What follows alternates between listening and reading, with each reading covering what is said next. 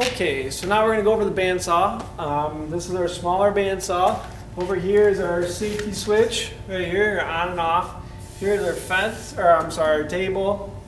And here is the fence. Okay, the fence we just kind of hold on down here. Alright, so it's removable. The fence isn't accurate, so we don't use the fence very much for accuracy. So probably won't use it much.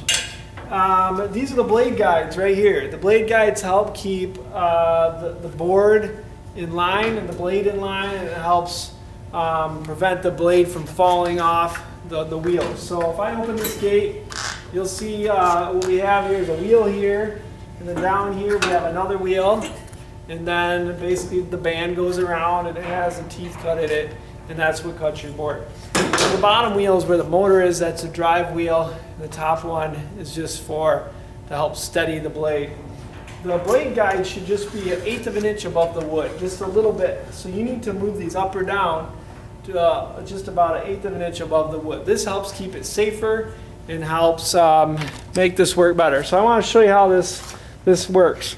So I just loosen this knob right here, and then I am just going to raise these guides up or down, and I'm looking for just a little bit, about 1/8 inch above the wood is where I want this to be. Okay, a couple other things on the bandsaw. You don't want to stand to the right of the bandsaw. So as I'm cutting, if I stand over here and the blade were to break, which does happen from time to time, it could hit me in the face. So the blade could break and the blade could hit me in the face. I had that happen to one student once. It was like a big cat scratch down the side of the face. I don't think he was even using the saw. He was standing too close to it. So that's the next point. When someone's using this is their bubble. You need to leave them alone and get out of here. There should be nobody near the person using the cutting. That goes with every tool, but for some reason the bandsaws tend to be more of a hangout than the other ones.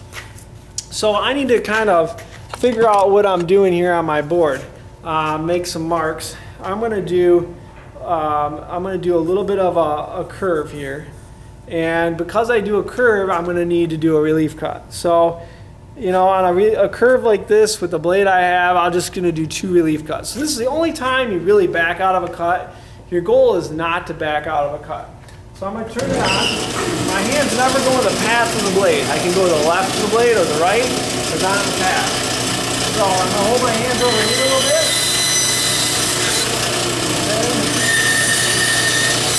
So here's my 2 relief cuts. The purpose of my relief cuts is to relieve some pressure so I don't break the blade.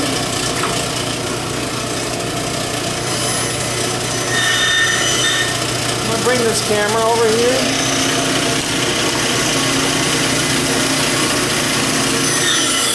Now I just turn it.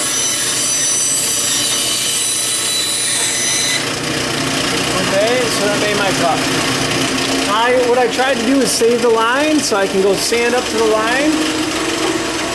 The thing I worry about the most on the bandsaw is are people's hands too close and their hand in the path of the blade, so when they're making the cut and the cut's done, see there's resistance. When you're cutting there's resistance, but when the cut's done your hand tends to slide forward. And that's what we want to make sure your hand doesn't slide forward into the blade. So when you get near the end of a board like this, you would maybe put your hand on the back. That's acceptable. You never want your hand right here. Grab a push stick or another board.